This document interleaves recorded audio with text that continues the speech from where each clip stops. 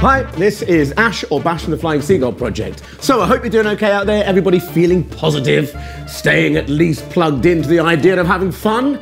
Now here's a game for you and the family. This is a bit of a challenge game. So if you've got parents who are up for a bit of a dare and don't mind putting themselves on the line a little bit, this is perfect. Or you can just play it with your brother or sister or whoever you're living with, that's fine.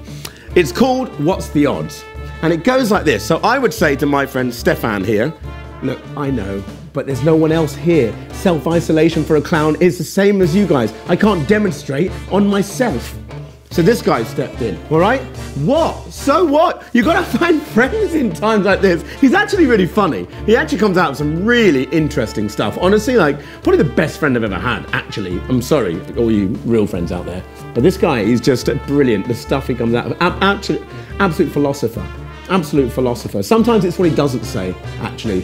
What he doesn't say is even more powerful than what he does say. So, anyway, back to the game. It's called What's the Odds? So I might say to Stefan, hey, Stefan, what's the odds that you wear whatever I tell you to tomorrow from the minute you wake up until the minute you get changed into your PJs to go to bed?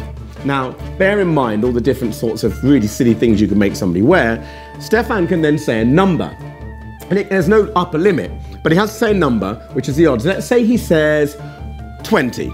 20, he says. See, I think 20 is quite a high number because in a second what will happen is, whatever number we agree on, let's say we get down to 10, somebody will then count, I will, 1, 2, 3, and after 3, both of us say a number. And if we say the same number within the sphere that's set, so remember the example was that we'd got down to 10, if we both say 7 at the same time, Stefan then has to wear whatever I choose tomorrow from when he wakes up until he gets changed to his PJs for bed.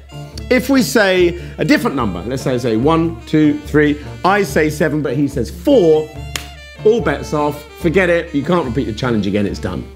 So, let's go back to the process from the top. Remember, you need to bargain or negotiate them down a little bit. So if I say, Stefan, what is the odds that tomorrow you will eat anything I make you for breakfast as long as it's actually edible from the kitchen?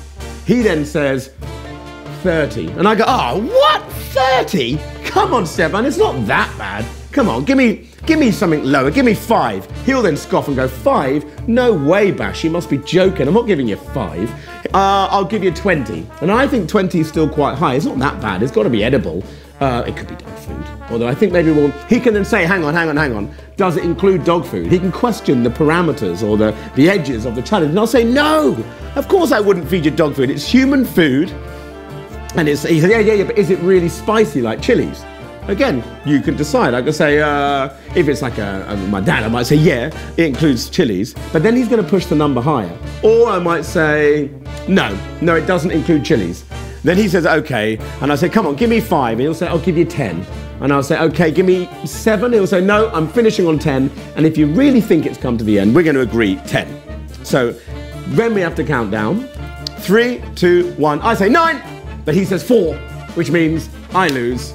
All bets are off. He doesn't have to eat whatever I make him for breakfast in the morning. So you get the idea. You set a challenge, they say a number. If it's a really bad challenge, like run in the front garden in a bikini, then obviously like I wouldn't want to do that. I'd say like 200, which is quite high. Stefan, they go, 200, come on. And we bargain down. But if I really, really don't want to do it, like if I really think I absolutely don't want to, you say a high number and you stick to it. Chances are you won't have to do it.